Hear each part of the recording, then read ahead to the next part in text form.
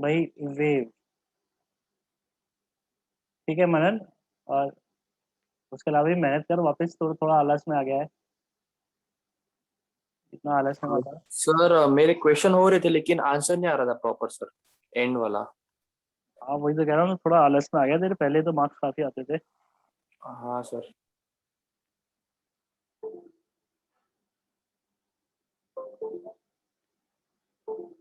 चलो दोबारा है, एसएचएम का टेस्ट दोबारा है अगले संडे भी, लेकिन सर्कुलर है इस बार, सर्कुलर रिवाइज करना पड़ेगा ना। सर्कुलर है, और जो हम थोड़ा सा अभी वेव कवर करेंगे एक वीक में, उसका बेसिक वर्जन है। चलो नहीं देखे मैंने मार्क्स, ठीक है। तो मैं कह रहा था सैटरडे को डिस्कस कर लेंगे, एसएचएम कर लेंगे डिस्कस, उसके कुछ क्वेश्चंस तुम बोलोगे तो और प्रैक्टिस कर लेंगे, वो जो क्लास से पहले टाइम रहता है। ठीक है, अभी नेक्स्ट चैप्टर स्टार्ट कर लेते हैं, क्योंकि इसका भी कुछ ना कुछ पार्ट तो आने ही वाला है। तो वेव स्टार्ट कर रहे हैं भाई, ठीक है। वेव क्या समझ में आता है भाई, हम जैसे ही वर्ड देखते हैं वेव, वेव का मतलब बस इतना है, जैसे तुम बोलते हो ना वेव जा रही है, ये इस तरीके का हो रहा है, इस तरीके की सिचुएशन है। थोड़ी देर बाद ये ऐसा बन जाएगा, तो इसी को बोलते हैं ना वेव ट्रेवल कर रही है आगे की तरफ, वेव है। तो वेव क्या है, व्हाट इज वेव? ये जो मुझे लग रहा है, ये जो मुझे फील हो रहा है कि ये आगे की तरफ ये शेप बढ़ रही है ना, ये डिस्टरबेंस का आगे जाना, इसी को क्या बोल रहे हैं, डिस्टरबेंस का आगे जाना। जैसे अगर मैं छोटी सी पल्स बनाता हूँ, तो ये जो पल्स थोड़ी सी आगे की तरफ बढ़ेगी, ये जो पल्स आगे की तरफ बढ़ेगी, तो इसका आगे का ये जो बढ़ना है, इसी को हम क्या बोलते हैं, यही है वेव। यही है वेव। वेव आगे जा रही है, मतलब ये डिस्टरबेंस जो सराउंडिंग में या मीडियम में क्रिएट हुआ है, वो डिस्टरबेंस आगे की तरफ मूव कर रहा है, सिर्फ डिस्टरबेंस है। मैं अगर बोल रहा हूँ, तो ऐसा नहीं है कि मेरे वोकल कॉर्ड से कुछ पार्टिकल्स निकल रहे हैं, वो पार्टिकल्स तुम्हारे ईयर्स में एंटर कर रहे हैं, सिर्फ एक डिस्टरबेंस है जो मैंने अपने सराउंड अपने माउथ के सराउंडिंग में जो एयर है वो क्रिएट करा, एक डिस्टरबेंस क्रिएट करा छोटा सा माउथ के सराउंडिंग एयर में। वो डिस्टरबेंस आगे ट्रेवल करके तुम तक पहुंच रहा है, वो डिस्टरबेंस ट्रेवल करता पहुंच रहा है, वो डिस्टरबेंस लैपटॉप पे स्ट्राइक करा, लैपटॉप ने उसको इलेक्ट्रोमैग्नेटिक वेव में कन्वर्ट करा, वो तुम्हारे लैपटॉप तक गया, उसने वापस साउंड में कन्वर्ट करा, और स्पीकर के थ्रू तुम सुन रहे हो उसको। तो सिर्फ और सिर्फ तुम क्या सुन रहे हो, वो डिस्टरबेंस को सुन रहे हो ना। वो डिस्टरबेंस क्या है, एक पॉइंट से दूसरे पॉइंट तक क्या है, सिर्फ वो डिस्टरबेंस जा रहा है। डिस्टरबेंस जा रहा है मतलब एनर्जी जा रही है एक पॉइंट से दूसरे पॉइंट तक। तो एक पॉइंट ए से पॉइंट बी तक अगर एनर्जी का फ्लो हो जाए, एक पॉइंट ए से पॉइंट बी तक एनर्जी का फ्लो हो जाए without the transfer of matter, तो उसी को हम क्या बोलते हैं, वेव बोलते हैं। ठीक है, उसी को क्या बोलते हैं, वेव बोलते हैं।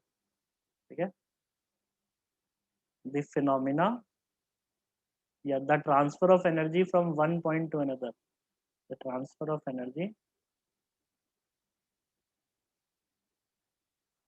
From one point to another,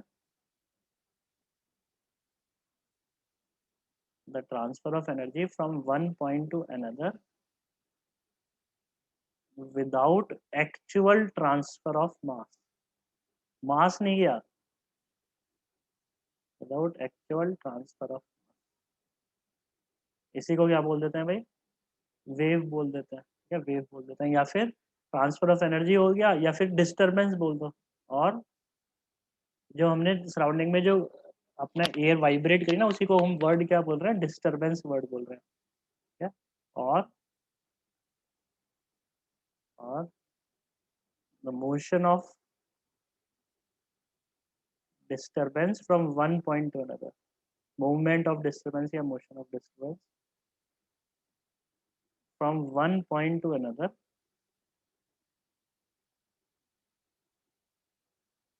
wave क्या है, एनर्जी का ट्रांसफर एक पॉइंट से दूसरे पॉइंट तक without actual transfer of mass. तो वेव का रिजल्ट तो यही होने वाला है। और क्या बोल सकते हो, the motion of disturbance from one point to another, एक डिस्टरबेंस एक पॉइंट से दूसरे पॉइंट तक जो जा रहा है, उसी को हम क्या बोल देते हैं, वेव बोलते हैं। ठीक है, तो वेव क्या है, एक पॉइंट से दूसरे पॉइंट तक जो डिस्टरबेंस जाता है, उसी को हम क्या बोल देते हैं, वेव बोल देते हैं। ये बात क्लियर है भाई सबको, वेव क्या है? तो वेव सुन के तुम्हें घबराना नहीं है, यस। डिफरेंट चैप्टर है, अभी तक हमने जितने भी चैप्टर पढ़े हैं उनसे थोड़ा डिफरेंट है, अलग है। ठीक है, अभी तक हमने जितने भी चैप्टर्स कवर करे थोड़ा सा उससे डिफरेंट है, एकदम अलग ही पार्ट है। ठीक है, वेव थ्योरी कंप्लीटली अलग है। अभी तक जो हमने पढ़ा है क्लासिकल मैकेनिक्स था, F is equal to M A. इस बार ये क्या है, कंप्लीटली एक वेव थ्योरी है।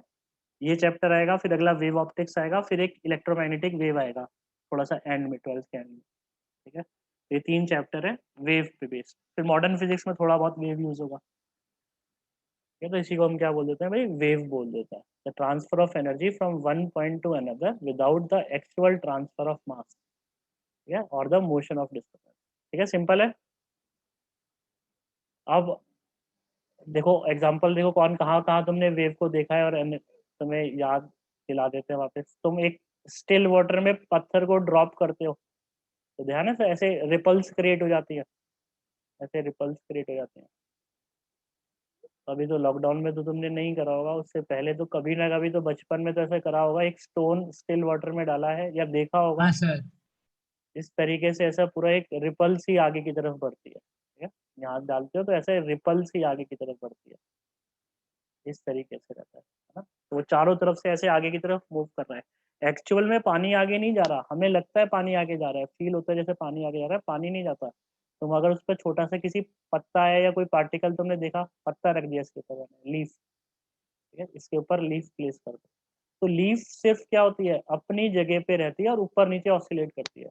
लीफ सिर्फ अपनी जगह पे रहती है और ऊपर नीचे ऑसिलेट करती है, ठीक है, वहीं रहती है बस लीफ। और ऊपर नीचे बस क्या करती है, ऑसिलेट करती रहती है। ठीक है, और वो लीफ नाउ तो मुझे कैसे लग रहा है, पूरा कैसे बढ़ रहा है, आगे की तरफ बढ़ रहा है। तो तुम लीफ से जज कर सकते हो कि लीफ अगर ऊपर नीचे ऑसिलेट कर रही है तो जो पानी का मॉलिक्यूल है सिर्फ ऊपर नीचे ऑसिलेट कर रहा है, लग कैसा रहा है जैसे आगे की तरफ जा रहा है। तो वो आगे की तरफ जो जा रहा है वो एनर्जी आगे की तरफ फ्लो कर रही है या वो डिस्टरबेंस आगे की तरफ जा रहा है, इसी चीज को हम क्या बोलते हैं, वेव बोलते हैं। ठीक है, वो डिस्टरबेंस किसी भी चीज का हो यस सकता सर। है, इलेक्ट्रिक फील्ड का हो सकता है, डिस्प्लेसमेंट का हो सकता है, मल्टीपल हो सकता है। बोलो, फर्क क्या कह रहे हो, कुछ नहीं कह रहे। फिर waves are classified into 2 type. दो तरह की वेव, हम वेव को 2 टाइप में क्लासिफाई कर रहे हैं।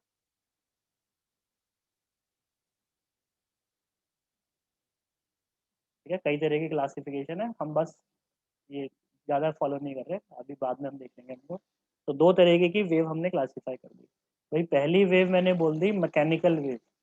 मैकेनिकल वेव कौन सी होगी, एक ऐसी वेव जिसको प्रोपोगेट करने के लिए क्या चाहिए, मटेरियल मीडियम।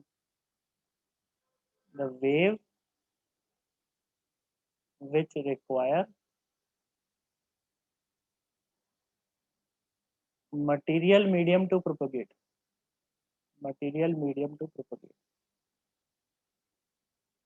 भाई सन से लाइट आ रही है इतनी यहाँ तक, तो सन तो भाई बहुत ज्यादा ब्लास्ट हो रहे होंगे ना सन के वहां, तो ये ब्लास्ट तो हो रहे होंगे बहुत ज्यादा, सन से इतना हीटेड अप है ऑब्जेक्ट, तो ब्लास्ट बहुत ज्यादा हो रहा है। आवाज आ रही है कि वहां से वहां यहाँ तक नहीं आ रही है। नहीं सर।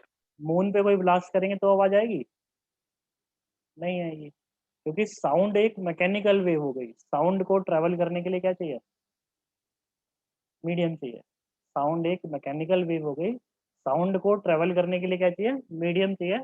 साउंड को ट्रेवल करने के लिए मीडियम चाहिए, तो sound is a mechanical wave. तो साउंड वेव हम कवर करेंगे।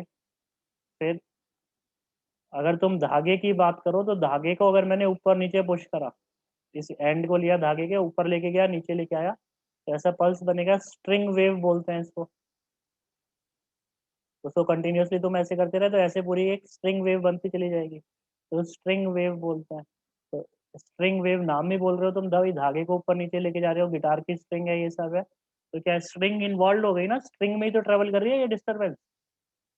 डिस्टरबेंस को ट्रेवल करने के लिए मीडियम चाहिए, then it is a mechanical wave. String wave हो सकती है, साउंड वेव हो सकती है। तो जो ripples on surface of water था, ये भी कैसी है, ये वेव भी कैसी है, सरफेस के ऊपर है ना, तो ये भी मैकेनिकल वेव है। भाई पानी का सरफेस है, उसी के ऊपर तो ट्रेवल कर रहा है डिस्टर्बेंस, तो वो भी कैसा है, मैकेनिकल वेव है। ठीक है, तो ये भाई मैकेनिकल वेव होती हैं, जिनको मीडियम चाहिए वो मैकेनिकल वेव है। मेनली साउंड वेव और स्ट्रिंग वेव पे हम कंसंट्रेट करेंगे, और बाकी थोड़ा बहुत उससे रिलेट करके अगर कुछ डिफर करता है तो उसी से रिलेट करके उसको सॉल्व करेंगे। ठीक है, मेनली हम साउंड वेव और स्ट्रिंग वेव पढ़ने वाले हैं। अब कोई और केस अगर आ गया और हमें पूछ लिया गया तो हम इसी से रिलेट करके उसको सॉल्व करेंगे। बी आ गया। अगली टाइप की वेव कौन सी होती है भाई? एक तो मैकेनिकल हो गई, दूसरी कौन सी होती है? Non mechanical wave. ठीक है, नॉन मैकेनिकल वेव या फिर इसको और भी क्या बोलते हैं? Electromagnetic wave. भाई ये आएगा तुम्हारा आज 3 हफ्ते तक, आज से 3 हफ्ते तक हम मैकेनिकल वेव पढ़ेंगे, उसके बाद 2 हफ्ते हम ये पढ़ने वाले हैं, इलेक्ट्रोमैग्नेटिक वेव पढ़ने वाले हैं, और फिर से इलेक्ट्रिसिटी मैग्नेटिज्म के बाद फिर से एक चैप्टर आएगा इलेक्ट्रोमैग्नेटिक वेव, फिर उसको डिस्कस करेंगे। कौन सी वेव होती है ये? Waves which do not require any material medium to propagate. Wave which do not require any material medium to propagate. जिन वेव को कोई भी मटेरियल मीडियम नहीं चाहिए प्रोपगेट करने के लिए, उसको क्या बोलेंगे? नॉन मैकेनिकल वेव बोलेंगे। एग्जांपल बताना। एग्जांपल बताना भाई, एग्जांपल क्या हो गया? एग्जांपल हो गया तुम्हारा सबसे लाइट वेव। ये जो विजिबल लाइट है, जो विजिबल लाइट है इलेक्ट्रोमैग्नेटिक का पार्ट है, तो इलेक्ट्रोमैग्नेटिक जो वेव होती है, लाइट रेज, इलेक्ट्रोमैग्नेटिक जो वेव होती है उसी को हम क्या करते हैं, उसकी वेवलेंथ के अकॉर्डिंग डिफरेंट डिफरेंट उसमें हमने उसको क्लासिफाई कर रखा है। जो इलेक्ट्रोमैग्नेटिक वेव है उसको वेवलेंथ के अकॉर्डिंग डिफरेंट डिफरेंट रीजन में उसको क्लासिफाई कर दिया है। ठीक है, लाइट रेज आ गई, वेवलेंथ कम करोगे बढ़ाओगे उसके बेसिस पे क्या आती है? ये विजिबल वाले को क्या बोलते हैं? लाइट रेज बोल देते हैं यूजुअली। बाकी इंफ्रारेड होती है, अल्ट्रावायलेट होती है, अल्ट्रावायलेट लाइट होती है भाई, और एक्स रेज होता है, और कोई कुछ बता रहा था? हमारे रेडियो वेव होता है, माइक्रोवेव होता है ना, बहुत सारी की रेज है भाई। क्या कह रहे थे भाई सौरभ? कुछ एग्जांपल बता रहा था। Sir gamma ray. Gamma rays बता रहे थे भाई। चलो नहीं, उस चीज पर डिस्कशन करेंगे बाद में वो मॉडर्न फिजिक्स में आएगा। ठीक है, तो इस तरह की बहुत सारे एग्जांपल्स हैं। ठीक है, बहुत तरह की वेव होती हैं, ये सब क्या है? इलेक्ट्रोमैग्नेटिक वेव ही है। डिफरेंट वेवलेंथ के अकॉर्डिंग हमने क्या कर रखा है? उसको अलग अलग नाम दे रखा है। डिफरेंट वेवलेंथ के अकॉर्डिंग हमने उसको क्या कर रखा है भाई? अलग अलग नाम दे रखा है। इतना क्लियर है भाई सबको?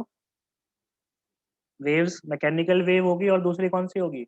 नॉन मैकेनिकल वेव या फिर इलेक्ट्रोमैग्नेटिक वेव। क्लियर है भाई ये बात सबको? हाँ sir. Yes sir. Yes sir. ठीक है, फिर अगला आ गया भाई, वेव को फिर से क्लासिफाई कर दिया हमने। ये हमने फिर से वेव को क्लासिफाई कर दिया। मतलब एक तो वो हो गया मीडियम चाहिए या नहीं चाहिए उसके बेसिस पे हो गया, फिर एक हो गया waves are classified, waves are also classified, also classified on the basis of angle, on the basis of angle between oscillation, जिसका भी ऑसिलेशन हो रहा है, ठीक है, जिसकी वजह से भी वो प्रोपगेट कर रहा है, तो प्रोपगेट कर रहा है तो किसी ना किसी का ऑसिलेशन हो रहा होगा। तो मीडियम के पार्टिकल्स का ऑसिलेशन हो रहा है, इलेक्ट्रिक फील्ड का हो रहा है, मैग्नेटिक फील्ड हो रहा है, जिसका भी ऑसिलेशन हो रहा है, तो angle between oscillation and wave propagation. भाई ऑसिल एंगल है और उसके बाद क्या हो रहा है? वो ऑसिलेट कर रहा है, तो ऑसिलेट कर रहा है, मतलब ऑसिलेट कर रहा है किसी डायरेक्शन में और किसी डायरेक्शन में वेव प्रोपगेट कर रही होगी, तो उनके बीच में जो एंगल है उसके बेसिस पे भी हमने वेव को क्लासिफाई कर रखा है। पहला सिंपल सा अपना एग्जांपल होता है ट्रांसवर्स वेव। पहले वाले को हमने बोल दिया ट्रांसवर्स वेव। ट्रांसवर्स वेव कौन सा बोल दिया अगर हमने? कि पार्टिकल तो, या जो भी पार्टिकल हो या जो भी बॉडी हो, जो भी ऑसिलेशन हो रहा है, ऑसिलेशन तो हो रहा है एक डायरेक्शन में और वेव प्रोपगेट कर रही है उसके परपेंडिकुलर डायरेक्शन में। फॉर एग्जांपल तुम इस एंड को पकड़ा, तुमने धागे को एक एंड को बांध दिया, एक एंड को पकड़ा, इसको ऊपर ले गया, इसको ऊपर ले गया, तो थोड़ी देर बाद इसको देखोगे तो कैसा बनेगा ये? ऐसा आएगा, ऐसी आएगी वेव। फिर तुम इसको नीचे ले आए, ठीक है, यहाँ से आप नीचे पुल करोगे तो ऐसा बन जाएगा। फिर थोड़ी देर बाद तुमने क्या किया, थोड़ी देर बाद नहीं, मतलब साथ साथ कंटिन्यूअस फिनोमिना मान रहे हैं। फिर इसको नीचे ले गए, ठीक है, नीचे ले गए तो ऐसा आ जाएगा, और फिर वापस ऊपर ले आए तो कैसा बन जाएगा भाई, ये आएगा इस तरीके का। तो देखो पार्टिकल क्या आगे गया, ये जो पार्टिकल है आगे जा रहा है क्या? No sir. पार्टिकल ए अपनी ही जगह पे है और अपनी जगह पे ऑसिलेट कर रहा है, अपनी जगह पे ऑसिलेट कर रहा है। भाई दिखाई दे रहा है सबको? Yes sir. ठीक है, पार्टिकल ए अपनी ही जगह पे ऑसिलेट कर रहा है, और जो वेव बन के आई है, वेव किधर जा रही है? राइट की तरफ जा रही है। देखो वेव, ये जो डिस्टरबेंस क्रिएट हुआ है, ये डिस्टरबेंस अब किधर जाने लगेगा? राइट की तरफ जाने लगेगा। तो ऐसी वेव को जिसमें ऑसिलेशन की डायरेक्शन में और वेव के प्रोपगेशन में 90 डिग्री का एंगल हो, उसको क्या बोलते हैं? ट्रांसवर्स वेव बोलते हैं। इस उसकी बात करो अभी, जो तुमने स्टोन डाला था स्टिल वाटर में, तुमने यहाँ स्टोन डाल दिया, फिर ये कैसे ऑसिलेट कर रहा था भाई? लीफ कैसे ऑसिलेट कर रही है? वर्टिकली। ये लीफ वर्टिकली ऑसिलेट कर रही है पानी के परपेंडिकुलर, और वेव किधर जा रही है? डिस्टर्बेंस किधर जा रहा है? ऐसे आगे की तरफ। ठीक है, तुम लीफ को देखोगे तो तुम्हें क्या दिखाई देगा? लीफ यहाँ पे कोई भी जो पार्टिकल है वर्टिकल ऑसिलेट कर रहा है, और डिस्टर्बेंस कैसे जा रहा है भाई? आगे की तरफ जा रहा है ना। तो जिस डायरेक्शन में वेव प्रोपगेट कर रही है और जिस डायरेक्शन में ऑसिलेशन हो रहा है, कितना एंगल है दोनों के बीच का? 90 डिग्री। 90 डिग्री। तो इस वेव को क्या बोलोगे? ट्रांसवर्स वेव बोलोगे। अभी हम जानते तो नहीं है इलेक्ट्रोमैग्नेटिक वेव क्या होता है, लेकिन उसमें भी क्या होगा? इलेक्ट्रिक फील्ड ऑसिलेट करेगी एक डायरेक्शन में, मैग्नेटिक फील्ड ऑसिलेट करेगी एक डायरेक्शन में, और वेव प्रोपगेट करेगी ऐसे आगे की तरफ, ठीक है, राइट की तरफ। एक डायरेक्शन में इलेक्ट्रिक फील्ड ऑसिलेट करेगी, एक डायरेक्शन में मैग्नेटिक फील्ड, और वेव प्रोपगेट करेगी राइट की तरफ। ठीक है, तो लिख दें इसका स्टेटमेंट, लिख दें। If angle between oscillation of medium या फिर फील्ड इज पर इज इफ द एंगल, ये क्या लिखा है? इफ द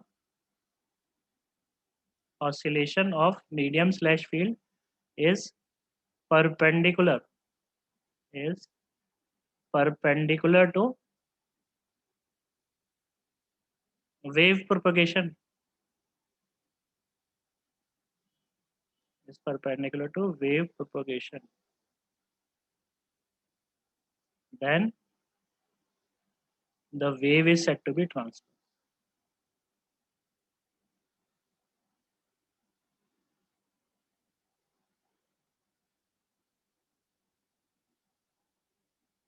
ठीक है, if the oscillation of medium field is perpendicular to wave propagation, then the wave is said to be transverse. So wave को क्या बोल दोगे भाई?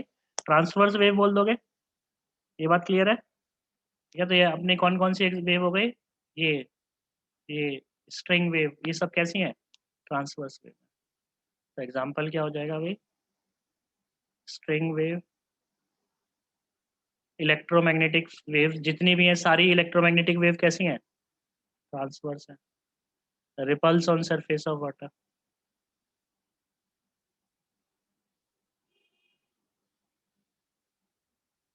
ठीक है, ये सारी की सारी वेव कैसी है भाई? Transverse wave. किसी को डाउट तो नहीं है भाई? ट्रांसवर्स वेव का मीनिंग क्लियर है एकदम? What is transverse wave? अगर ऑसिलेशन 90 डिग्री पे हो then it is a transverse. दूसरी वेव याद है? Longitudinal wave.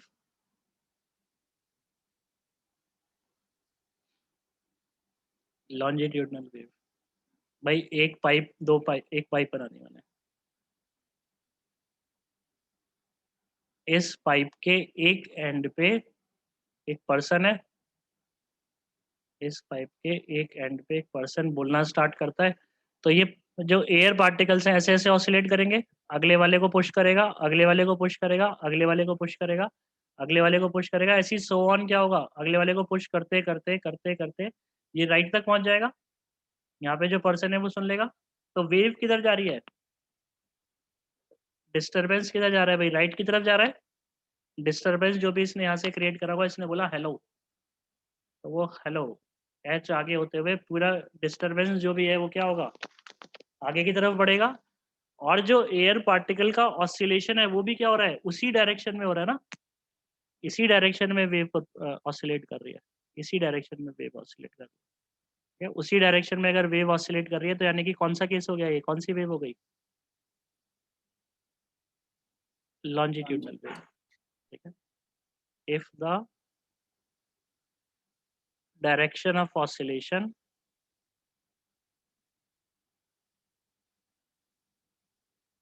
is parallel to wave propagation,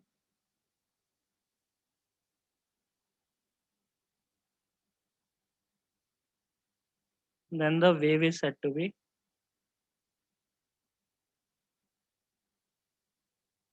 longitudinal। याद रखना है भाई, अगर डायरेक्शन ऑफ ऑसिलेशन उसी के पैरेलल हो जाए then the wave is said to be longitudinal wave.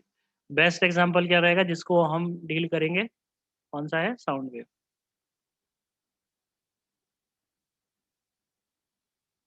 ठीक है, तो कंफ्यूजन ना हो, वैसे तो भाई साउंड वेव और इक्वेशन ऑफ वेव में ज़्यादा अंतर होता नहीं है, बहुत सारी सिमिलैरिटीज है।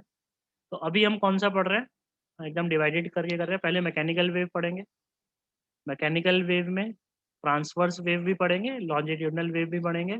बहुत सिमिलैरिटीज होती हैं दोनों में, ठीक है, वो जो जो सिमिलैरिटी होगी वो एक साथ पढ़ेंगे, और जो अलग अलग रहेगा वो हम डिफ्रेंशिएट करके दो पार्ट में पढ़ने वाले हैं। ठीक है, स्ट्रिंग वेव और साउंड वेव करके।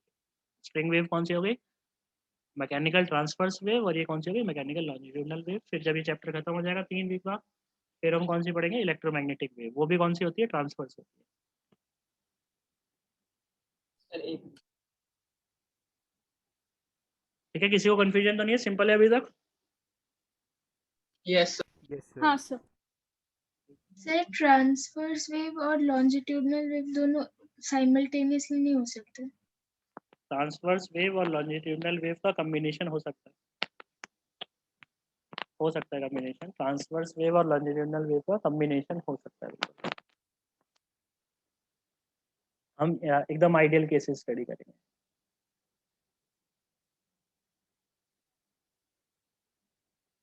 Yes. ठीक, फिर कुछ टर्म्स यहाँ पे अब हम यूज करने वाले हैं। ठीक है, कुछ टर्म्स यूज करेंगे, तो पहले उन टर्म्स को डिफाइन कर लेते हैं, फिर देखते हैं। भाई पहला हम यूज कर लेते हैं भाई एम्पलीट्यूड। एम्पलीट्यूड तुम पढ़ोगे देख सबसे पहले तो भाई वर्ड यूज करेंगे हम एम्पलीट्यूड। तो एक वेव, स्ट्रिंग की बात कर लेते हैं, स्ट्रिंग बेस्ट एग्जांपल है समझने के लिए चीजों को। भाई मुझे एक बात बताओ, अगर बहुत ही थिन स्ट्रिंग है, तुमने बचपन में देखा होगा बहुत ही थिन स्ट्रिंग है, तो इसको अगर, ये तो नहीं मूव करेगी भाई, इसको तुम ऑसिलेट करने लगोगे तो इस तरीके का पूरा एक प्रॉपर बन के आता है। अगर ये बहुत ही ज्यादा, इसकी जगह थिन की जगह अगर मैं बहुत ज्यादा थिक स्ट्रिंग ले लेता, तो तुम मुझे इंट्यूशन से बता सकते हो कि वेव बननी कैसे चाहिए।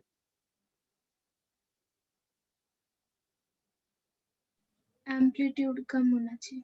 एम्पलीट्यूड कम होना चाहिए। भाई बात क्लियर है सबको, जैसे जैसे आगे जाते रहोगे एम्पलीट्यूड कम हो जाएगा। अब वो एम्पलीट्यूड डिक्रीज तो किसकी वजह से हो रहा है, वो डैम्पिंग, जैसे हमने पढ़ा है एसएचएम में ना, एसएचएम में डैम्पिंग पढ़ा भाई, हैवियर की वजह से क्या होता है, एनर्जी का लॉस होने लगता है बहुत ज़्यादा, तो उसकी वजह से हो सकता है ये क्या हो गया, थोड़ी देर में डाई आउट कर गया, क्या आगे ज़्यादा जा नहीं पाया, तो ऐसा हो सकता है। लेकिन इस बात से मुझे इतना तो क्लियर है कि हाँ एम्पलीट्यूड हो सकता है कांस्टेंट है, हो सकता है डिक्रीज कर रहा हो, तो उसका भी हमें कुछ ना कुछ निकालना पड़ेगा। या हो सकता है भाई एम्पलीट्यूड वेव का कांस्टेंट रहे, हो सकता है एम्पलीट्यूड वेव का डिक्रीज करने लगे।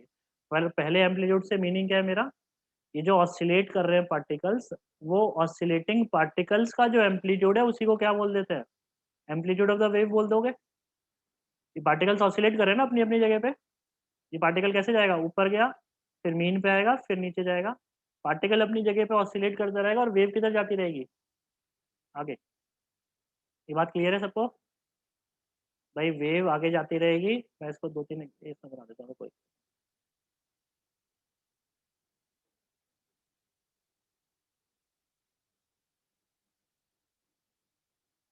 एक स्टैंडर्ड ले रहे हैं, इसी को फॉलो करना है।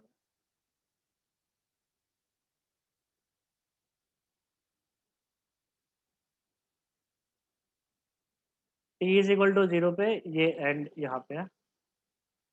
तुम अब इसको ऊपर लेके जाओगे तो थोड़ी देर बाद ये कैसा आ जाएगा, ऐसा आ जाएगा, ठीक है। ये यहाँ से गायब हो जाएगा, ऊपर चला गया। फिर ये कितने टाइम लगा होगा इसको यहाँ से यहाँ जाने में? मीन से मैक्सिमा जाने का कितना टाइम? t/4। फिर यहाँ से तुम इसको वापस लेके आओगे, कितना टाइम लगेगा फिर से एक्सट्रीम से वापस लाने के लिए? t/2 नहीं, एक्सट्रीम से वापस मीन आने का टाइम कितना लगेगा?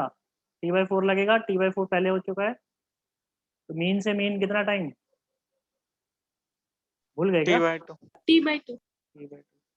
फिर नीचे लाओगे कितना टाइम? 3t/4। कैसा जन बन जाएगा भैया?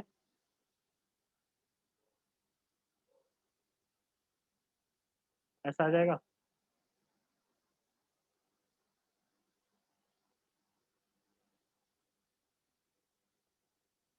ये रहेगा। फिर दोबारा, यार बड़ी ड्राइंग है इसमें यार। फिर से ऊपर ले जाओगे कितना? t,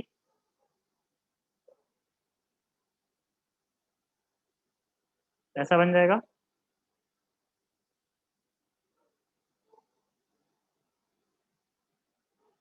सही बात है, मैं समझता जा रहा हूँ इसको ड्रॉ करके। फिर दोबारा से प्रोसेस रिपीट होना स्टार्ट हो जाएगा, ठीक है। अब मैं दोबारा टाइम नहीं लिख रहा। फिर प्रोसेस रिपीट होना स्टार्ट हो जाएगा भाई, कितना आएगा?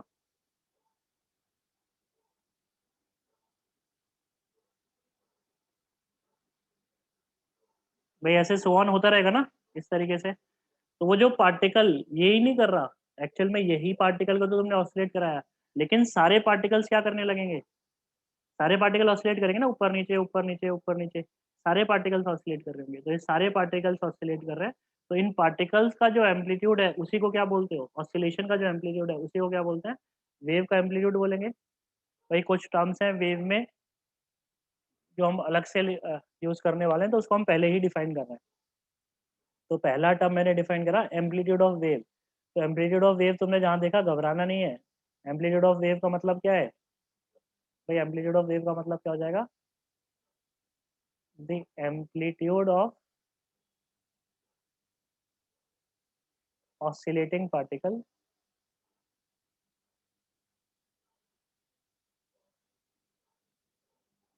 is also known as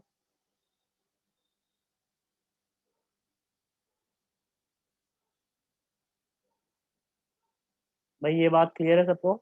याद रखोगे, जो ऑसिलेटिंग पार्टिकल है उनका जो एम्पलीट्यूड है उसको और भी क्या बोल देते हैं? एम्पलीट्यूड ऑफ वेव भी बोल देते हैं, यही मतलब होता है। नाउ दिस एम्पलीट्यूड किस चीज पे डिपेंड करेगा? On what factors will this amplitude depend? किन चीजों पे डिपेंड करेगा भाई एम्पलीट्यूड?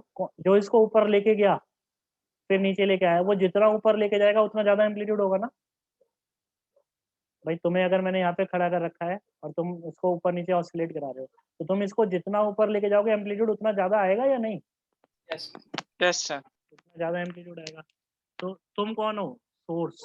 सोर्स जो वेव को जनरेट कर रहा है, it will depend on source. Source पे डिपेंड करेगा। एंड तुमने बताया मुझे इसके बारे में, तुम श्योर नहीं हो, पर तुमने कहा कि हाँ डिस्टेंस पे भी डिपेंड कर सकता है। तो डिस्टेंस वाले पॉइंट पे भी डिपेंड कर सकता है, उसका हम डिस्कशन करेंगे। तो मैं यहाँ पे लिख देता हूँ and may depend on distance, and may depend on distance, जिसका डिस्कशन हम पूरा करेंगे थोड़ा बहुत एनर्जी बढ़ने के बाद। भाई इतने में सब एग्री कर रहे हैं? yes ठीक है, क्लियर है भाई? एम्पलीट्यूड से मतलब हम एम्पलीट्यूड बोलेंगे वेव का मतलब, तो एम्पलीट्यूड से मतलब मेरा सिर्फ और सिर्फ क्या है कि जो पार्टिकल ऑसिलेट कर रहे हैं उनका जो ऑसिलेटिंग पार्टिकल्स है उनका जो एम्पलीट्यूड होगा उसी को हम क्या बोलते हैं, एम्पलीट्यूड ऑफ वेव। स्ट्रिंग सही बात है। ज्यादा थिक होगा तो डैम्पिंग ज्यादा होता है। हाँ, एनर्जी का लॉस ज्यादा हो सकता है उस केस सर वो डिस्कशन क्या? में। अरे कुछ बोल, may depend on distance from and may depend on distance from, क्या लिखा था, सोर्स। ठीक है, उस पर डिस्कशन करेंगे, मैं ये कह रहा था। सर बोलो। सर वो डिस्टेंस पे कैसे डिपेंड कर रहा है? और तुमने ही तो बताया, मैंने तुमसे पूछा कि आगे जाने पे कम होगा या नहीं होगा, तुमने बताया कम होगा। सर वो तो स्ट्रिंग के थिकनेस पे डिपेंड कर रहा है ना। लेकिन जितना आगे है, जितना आगे गए उतना कम नहीं हुआ। वो तो स्ट्रिंग का तो मैंने तुम्हें बस एक एग्जांपल दे दिया था कि स्ट्रिंग में तो एनर्जी का लॉस होगा, उसके अलावा कोई और केस ले लो। यहाँ पे सपोज कोई पर्सन बोलना स्टार्ट करता है, यहाँ पे कोई पर्सन बोलना स्टार्ट करता है, अब उसको जो सुन रहा होगा पर्सन, वो अगर यहाँ पे है तो उस पे जो ऑसिलेटिंग पार्टिकल का एम्पलीट्यूड आएगा, और जो बहुत ज़्यादा दूर खड़ा हो जाए उस पे जो ऑसिलेटिंग पार्टिकल का एम्पलीट्यूड आएगा, दोनों पे सेम नहीं आएगा, डिफरेंट आएगा। जितना दूर होगा पर्सन उतना एम्पलीट्यूड कम आएगा, जितना दूर होगा पर्सन उतना एम्पलीट्यूड कम आने वाला है।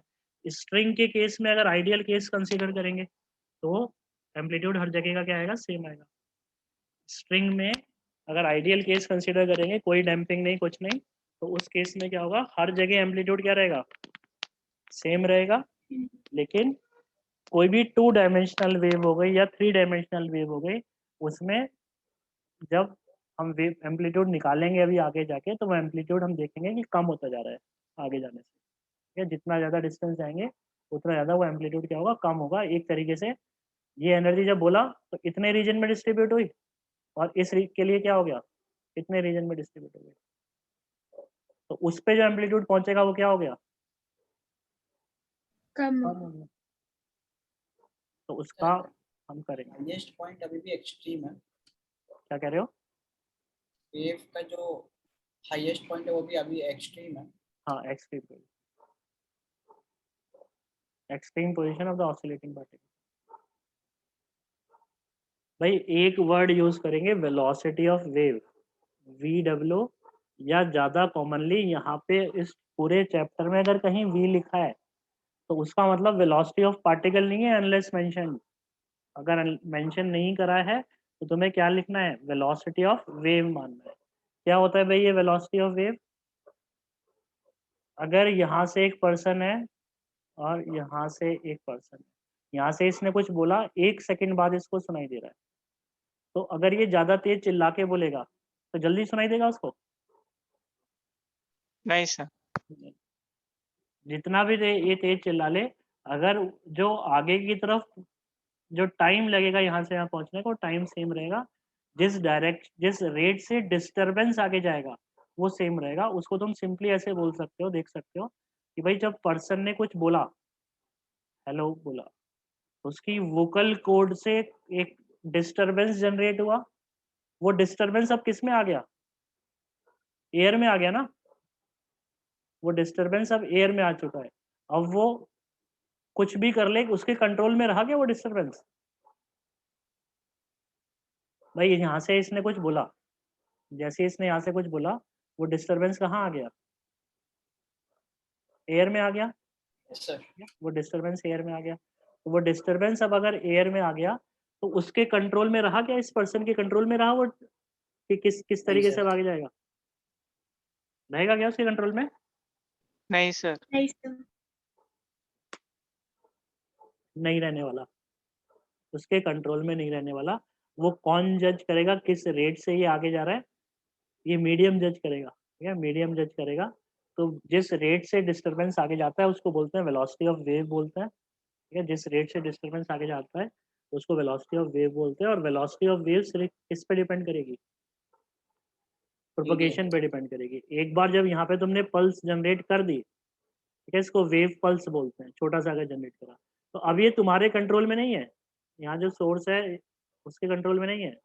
अब ये किस रेट से ये पल्स आगे बढ़ेगी वो कौन जज करेगा, ये स्ट्रिंग की प्रॉपर्टीज जज करेंगी। ठीक है, स्ट्रिंग जज करेगा, स्ट्रिंग की प्रॉपर्टीज जज करेंगे। तो सबसे पहले तो what is velocity of wave? The rate at which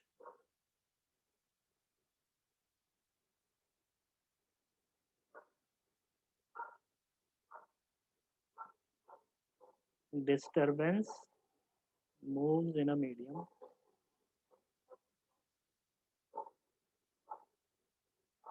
is known as velocity of wave। ठीक है, जिस रेट से डिस्टरबेंस आगे जाएगा वो वेव वेलोसिटी है। It will only depend on किस पे? मीडियम। मीडियम।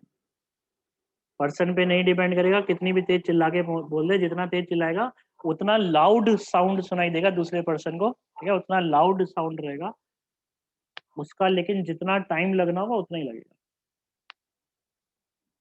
ठीक है, जितना लाउड साउंड रहेगा उतना ही लगेगा। It will depend only on medium. तो ये दोनों पॉइंट क्लियर है?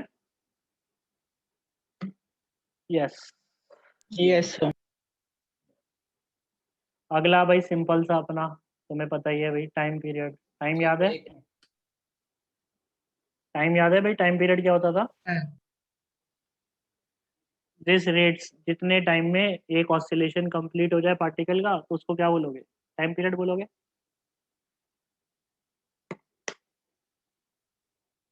वेव के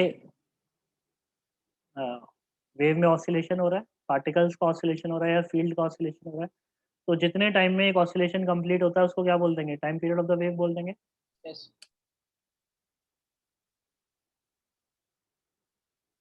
द टाइम टू कंप्लीट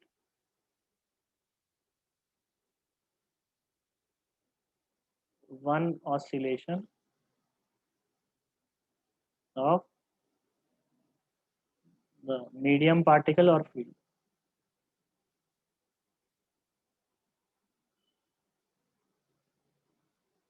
ठीक है, मीडियम पार्टिकल, ठीक है ना, क्लियर है, is known as medium particle या फील्ड का एक ऑसिलेशन होने में जितना टाइम लगेगा उसको टाइम पीरियड बोलेंगे। उसके इनवर्स को क्या बोलेंगे? Frequency. The number of oscillation in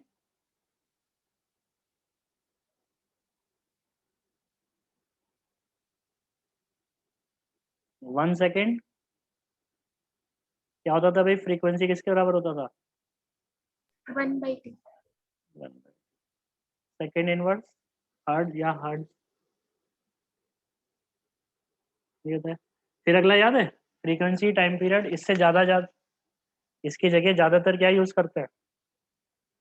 time period नहीं यूज करेंगे, फ्रीक्वेंसी नहीं यूज करेंगे, इसकी जगह ज्यादातर क्या यूज करेंगे? एंगुलर फ्रीक्वेंसी, क्योंकि साइनोसॉइडल फंक्शंस आ सकते हैं, फेजर आ सकता है, तो जहाँ पे भी वो सारी चीजें इन्वॉल्व होंगी वहाँ पे क्या वर्ड यूज करोगे? Angular frequency. एंगुलर फ्रीक्वेंसी क्या है? One oscillation is equal to कितना?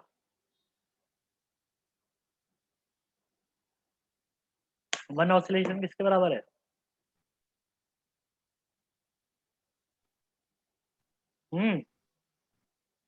वन ऑसिलेशन किसके बराबर है भाई?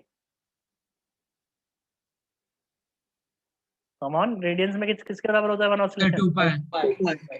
2 पाई रेडियंस के बराबर होता है। तो एफ ऑसिलेशंस किसके बराबर हो जाएंगे? 2 पाई। 2 पाई न्यू। यही है भाई एंगुलर फ्रीक्वेंसी। ये वो तो वही एसएचएम वाली है। एसएचएम वाली है पूरी टर्म, टाइम पीरियड, फ्रीक्वेंसी। ठीक है, time period, time to complete one oscillation, frequency, ये सारी चीजें रहेंगी। ठीक है, किसी को कोई कंफ्यूजन? सर एक मिनट। ठीक है, श्रीनाथ समझ में आ रहा है भाई? डाउट हो वीरेंद्र, श्रीनाथ को बता देना भाई। ठीक है, एंगुलर फ्रीक्वेंसी हो गया, टाइम पीरियड हो गया, सिंपल है इतना अभी तक। Next lecture. सर आप पल्स को कैसे डिफाइन कर रहे थे? बस एक छोटा सा डिस्टर्बेंस। हाँ सर। सर सिर्फ एक डिस्टरबेंस को ही बोलेंगे ना वो पल्स? हाँ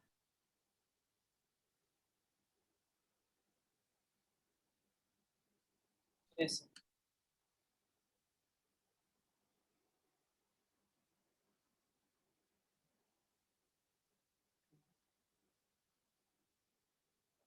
फिर अगला जो डिफरेंट टर्म है वो है वेवलेंथ। याद होगा 9th 10th में तुमने करा है वेवलेंथ। याद है क्या डिफाइन करा था?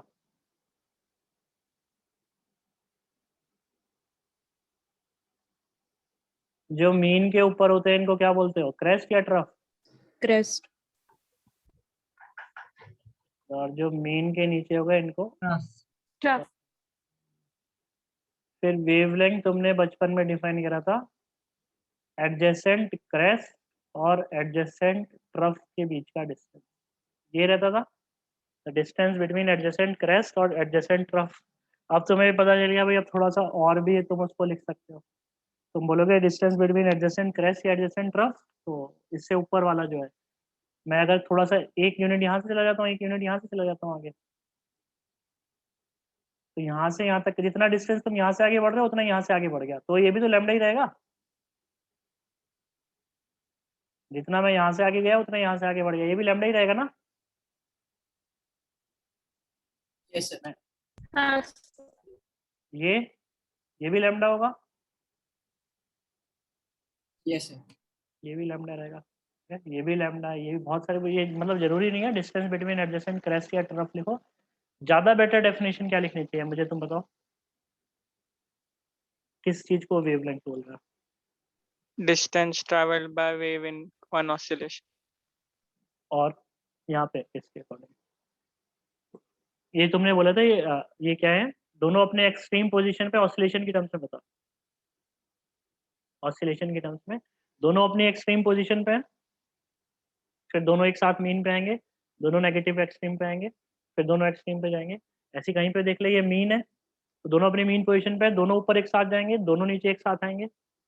हमेशा इनका जो ऑसिलेशन है सेम फेज में रहेगा ना। वेवलेंथ से मल्टीपल में जितने भी पार्टिकल्स होंगे, वेवलेंथ की मल्टीपल में जितने भी पार्टिकल्स होंगे, जैसे ये पॉइंट हो गया एक ए बी सी डी, तो जितने भी पार्टिकल्स लैम्डा के मल्टीपल में होंगे वो सब क्या है, आइडेंटिकल एसएचएम परफॉर्म कर रहे हैं ना, identical oscillation. Yes, sir. Identical oscillation, या फिर ज्यादा बेटर वर्ड क्या होगा, ये दोनों कैसे हैं, सेम फेज में है। ये दोनों कैसे हैं भाई, सेम फेज में, सेम फेज में A B C D E सारे कैसे कैसे आएंगे, सारे एक्सट्रीम पे एक साथ पहुंचे हुए हैं ना, मीन पे एक साथ आएंगे, फिर नेगेटिव एक्सट्रीम पे एक साथ जाएंगे, तो ये सारे पॉइंट्स कैसे हैं, सेम फेज में। तो what is wavelength? The minimum distance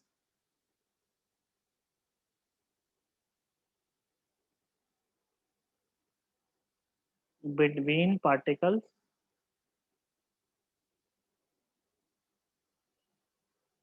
oscillating with same phase। समझा?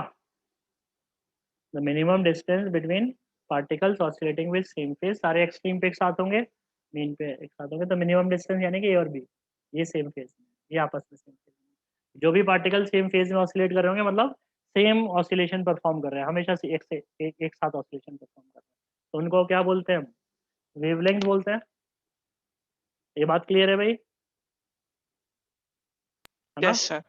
बाकी सबको भी क्लियर है भाई? फेस मतलब फाइल जो था फेज जो हमने एसएचएम में जो फाइव पढ़ा था वो जनरल है, एसएचएम के लिए हम फाइव लिखा था, तो सेम फेज का मतलब दोनों एक्सट्रीम पे एक साथ हैं, मीन पे एक साथ है, नेगेटिव एक्सट्रीम पे एक साथ है, हर समय क्या है, एक ही फेज में, उनके बीच में ऐसे सेम फेज में ऑसिलेट करने वाले पार्टिकल्स के बीच में जो मिनिमम डिस्टेंस होगा उसको क्या बोलेंगे, जो मिनिमम डिस्टेंस होगा उसको क्या बोल दोगे, क्या यस बोलोगे? हाँ ये बोल दोगे भाई, ठीक है भाई। फिर चलो ठीक है। एक मिनट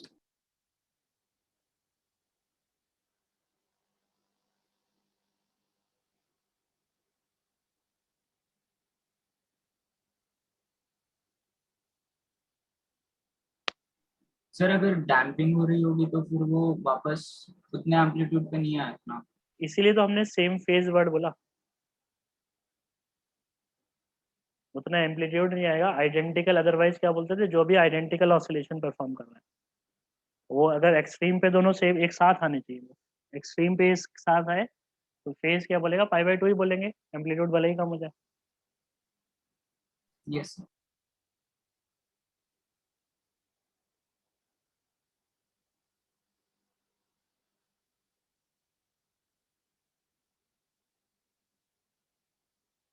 हाँ सर। इस पूरे को अब हम क्या बोल रहे हैं, एक वेव बोल रहे हैं। अगर जैसे इसका रिपीटेशन हो रहा है, इस शेप का रिपीटेशन अगर हो रहा है, इस पूरे को हमने क्या बोल दिया, इसको वेवलेंथ को, वन वेवलेंथ को हम क्या बोल रहे हैं, एक वेव बोल रहे हैं। तो हमने एक टर्म डिफाइन करी भाई, wave number, wave number 1/λ। Wave number क्या है, the number of waves in a unit length, number of waves in a unit length.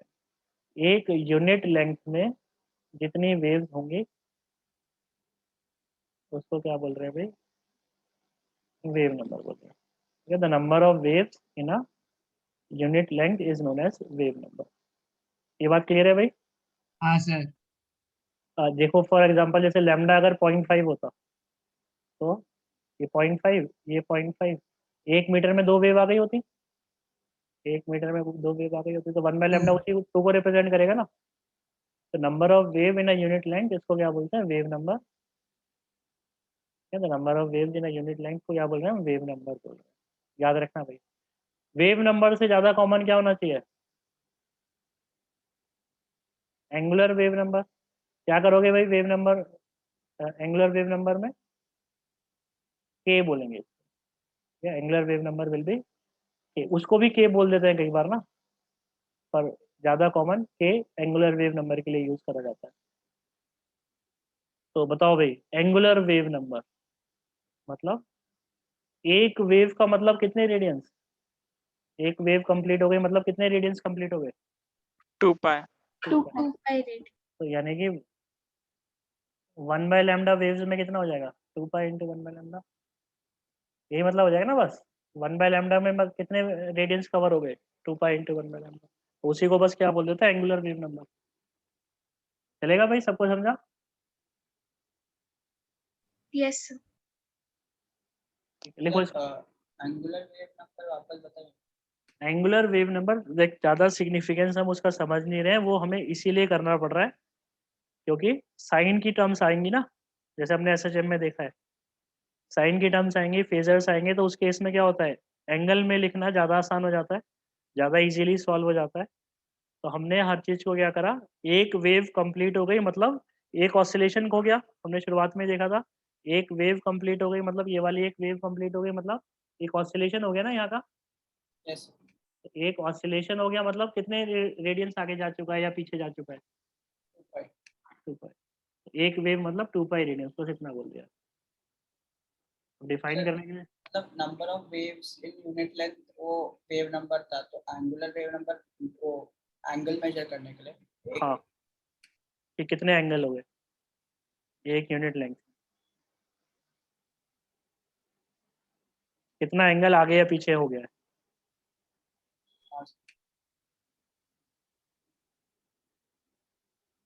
भाई ये कुछ टर्म्स हम यूज करने वाले हैं, इसको दोबारा देख लो, किसी को कोई कंफ्यूजन है तो। अब यही टर्म्स थी, अब आगे हम कुछ और पढ़ेंगे, पहले दोबारा देख लो भाई। वेव की डेफिनेशन क्लियर है?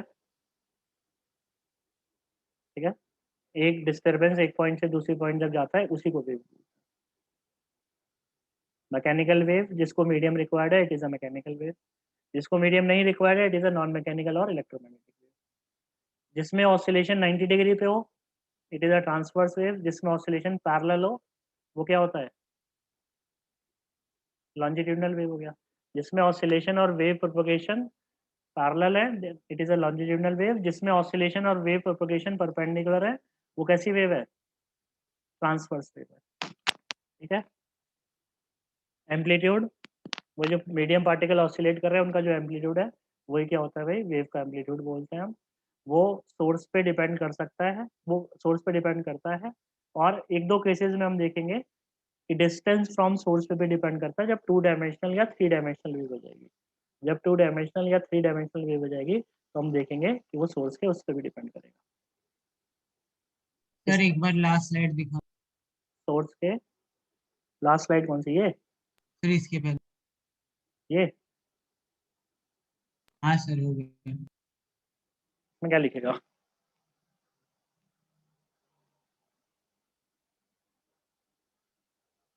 हाँ sir.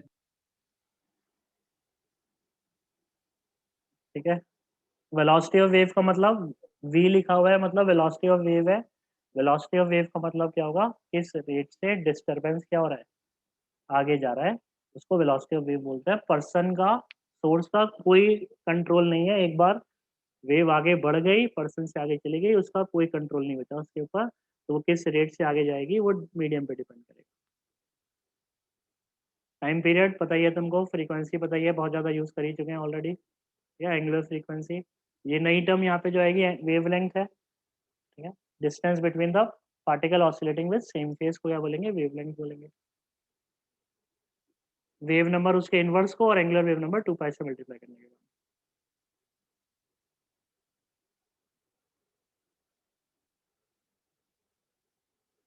Relation between v lambda and time period.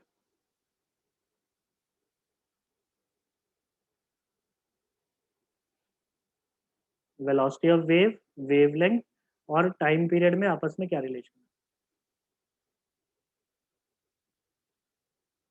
Relation between v lambda and frequency. v lambda and frequency क्या, टाइम पीरियड तुम्हारी मर्जी है, एक ही बात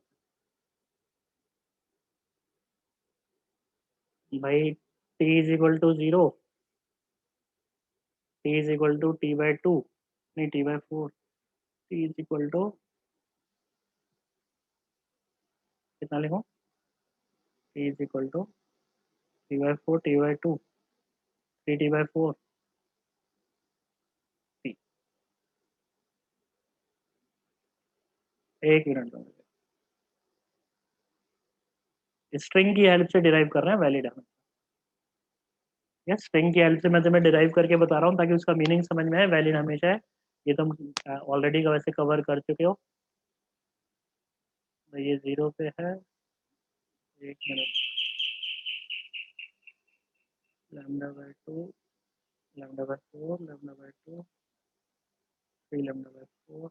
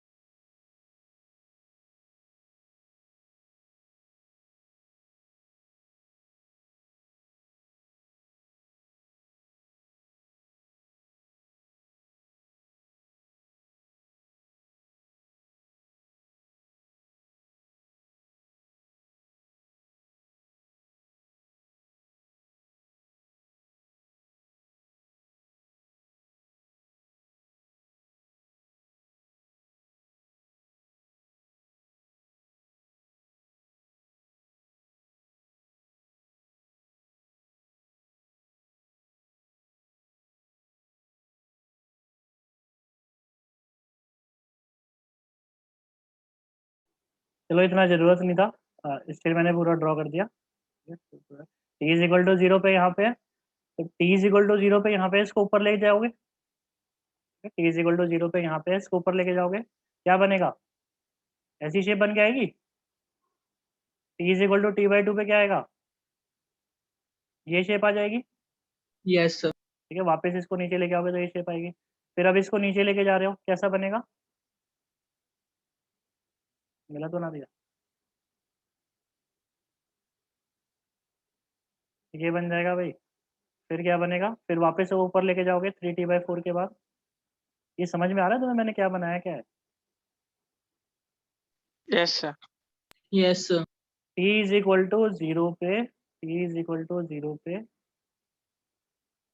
t इज इक्वल टू 0 पे यहाँ पे था, इसको मैं ऊपर लेके गया, एक्सट्रीम पे गया, फिर t/4 टाइम बाद वापस मीन पे ले आओगे, फिर 3t/4 पे नीचे ले आओगे, और फिर वापस इसको ऊपर ले आओगे, है ना। इसको ऊपर लेके गया एक्सट्रीम तक, मीन से एक्सट्रीम गया, एक्सट्रीम से वापस मीन आया, एक्सट्रीम से वापस मीन आया, फिर मीन से नेगेटिव एक्सट्रीम गया, फिर नेगेटिव एक्सट्रीम से इधर आया। ये रहेगा, ये बात क्लियर है भाई? Yes sir. ठीक है अनिकेत, हाँ सर। ठीक है, इसको हटा दो फिर मैं, यानी कि समझ गए तो। अगर तुम समझ गए तो इतना बताओ फिर मुझे, जैसे ही तुमने इसको ऊपर ले जाना स्टार्ट करा, ये वेव आगे की तरफ प्रोपगेट करने लगेगी। कितनी स्पीड से आगे जाएगी, कितना मानूं भाई मैं? आगे की तरफ वेलोसिटी कितनी ले लूं? Wave velocity v, wave velocity v ले लें भाई आगे की तरफ। ये ऊपर गया t/4, कितना डिस्टेंस कवर कर चुका होगा अभी तक? v into t/4। अभी कितना कवर कर चुका होगा ये डिस्टेंस? v into t/2। ये वाला डिस्टेंस कितना होगा? v into 3t/4। अभी कितना आ गया? अभी कितना आ चुका होगा ये? v into T.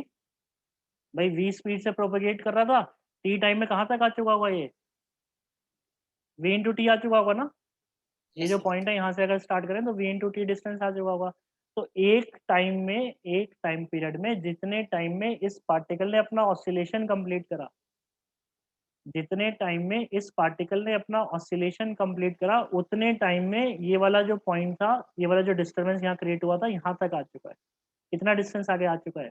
v into T distance आगे आ चुका है। इसके बाद अब तो अब पाथ क्या होगा? रिपीट होगा ना। इसके बाद पाथ क्या होगा? रिपीट होने लगेगा, फिर 2t 3t 4t ऐसे ही चलता रहेगा। तो कितना आ गया ये डिस्टेंस? ये डिस्टेंस होता कितना है? Lambda. यही लैम्डा है। तो v किसके बराबर? लैम्डा बाई टी, या फिर v किसके बराबर? Lambda into frequency. ये इस फॉर्मूले को हमने करके याद करा था कि वेव प्रोपगेशन की जो स्पीड है, ठीक है, वो जो वेव प्रोपगेशन की जो स्पीड है, wave speed of wave propagation, speed of wave propagation का मतलब वही डिस्टरबेंस है।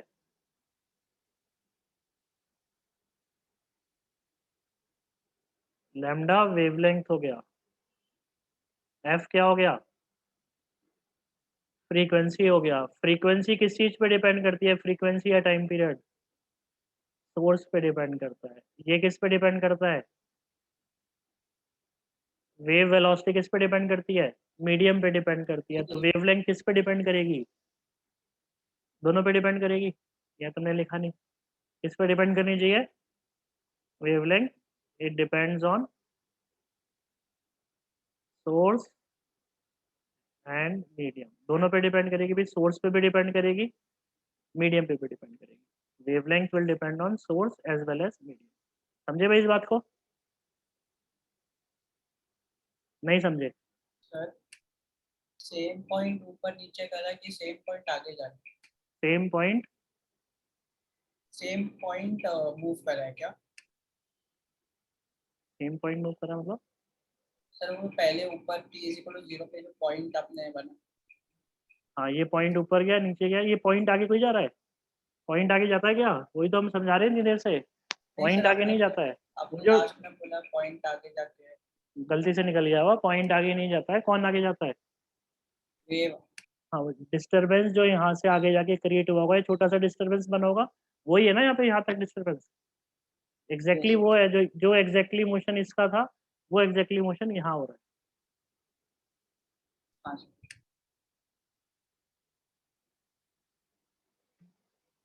पॉइंट कैसे मूव कर रहा है? पॉइंट अपनी जगह पे ऑसिलेट कर रहा है, वो जो डिस्टरबेंस क्रिएटेड है वो आगे जाएगा। अब ये पूरा पूरा ये वाली शेप आगे बढ़ती रहेगी, है ना।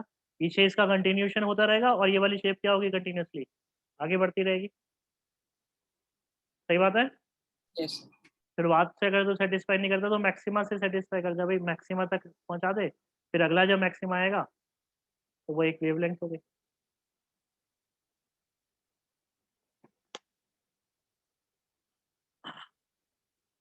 भाई सबको याद रहेगा इतना? ये हो गया अपना Yes. वेव का इंट्रोडक्शन। ये था तुम्हारा 9-10 का फॉर्मूला। इस फॉर्मूले पे ज़्यादा भरोसा नहीं करना कि ये फॉर्मूला आ गया तो तुम्हें पूरा वेव हो गया। ये तो बेसिक सा एक फॉर्मूला है जो तुम्हें पता होना ही चाहिए अप्लाई करने के लिए आगे। ठीक है, अभी वेव होगा। ये तो बेसिक फॉर्मूला है जो हमें पता होना ही चाहिए। बेसिक चीज़ें हैं जो हमें वेव आगे करने के लिए आनी ही चाहिए। ठीक है, आनी ही चाहिए पूरा वेव समझने के लिए। ये सारी टर्म में कोई कंफ्यूजन नहीं होना चाहिए, ये था मैंने तुम्हें लिखा। सही बात है, कंफ्यूजन तो नहीं होगा भाई किसी को? सर एक मिनट,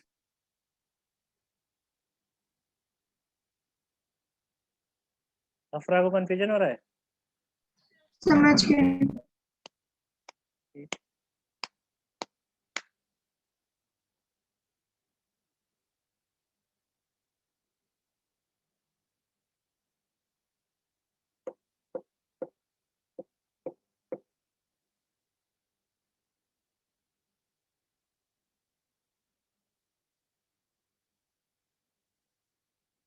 सर हाँ, आपने मीडियम और सोर्स के बाद क्या बताया? मैंने बस ये बताया कि यानी कि वेवलेंथ मीडियम और सोर्स दोनों पे डिपेंड कर रही है।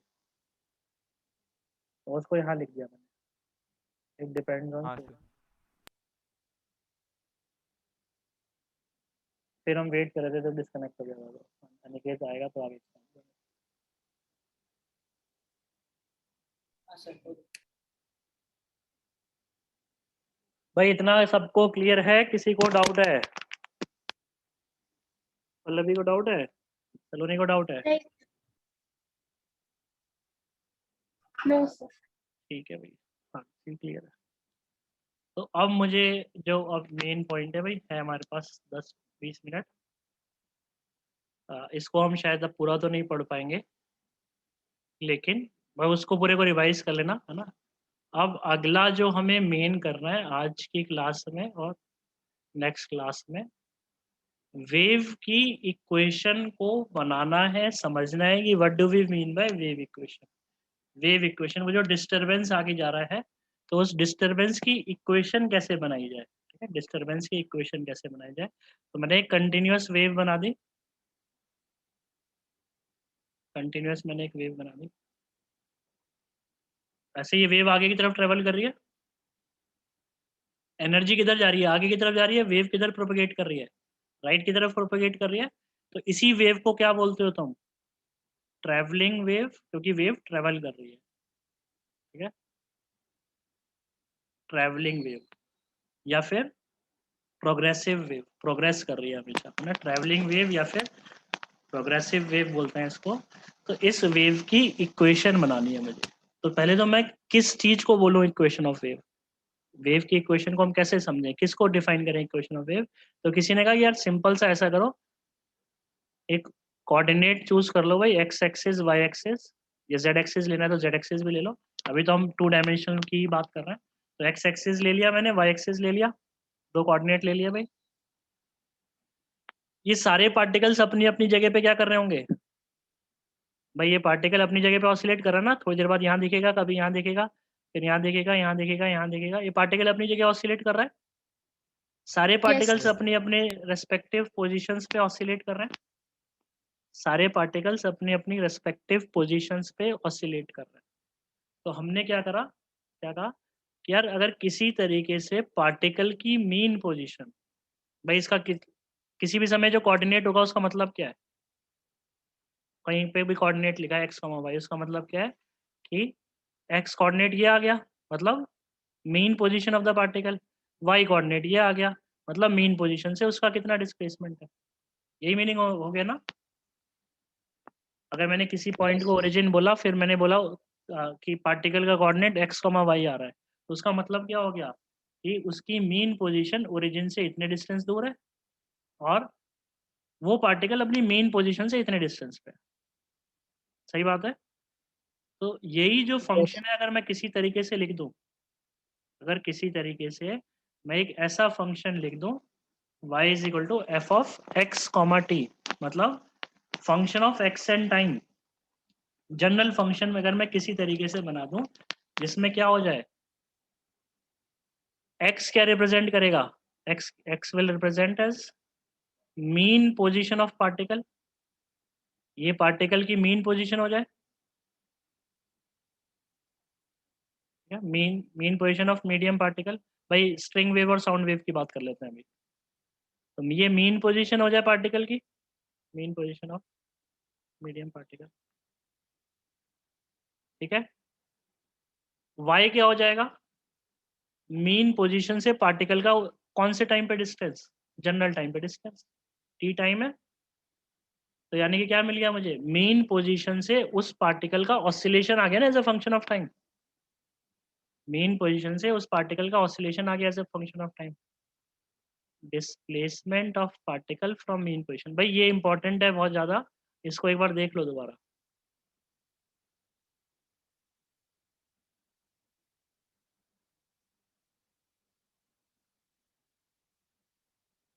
नहीं समझे हम क्या कह रहे हैं भाई, किसी भी तरीके से मुझे क्या मिल जाए, मीन पोजीशन मिल जाए पार्टिकल की, ठीक है, और उस मीन पोजीशन से पार्टिकल का डिस्प्लेसमेंट आ जाए as a function of time.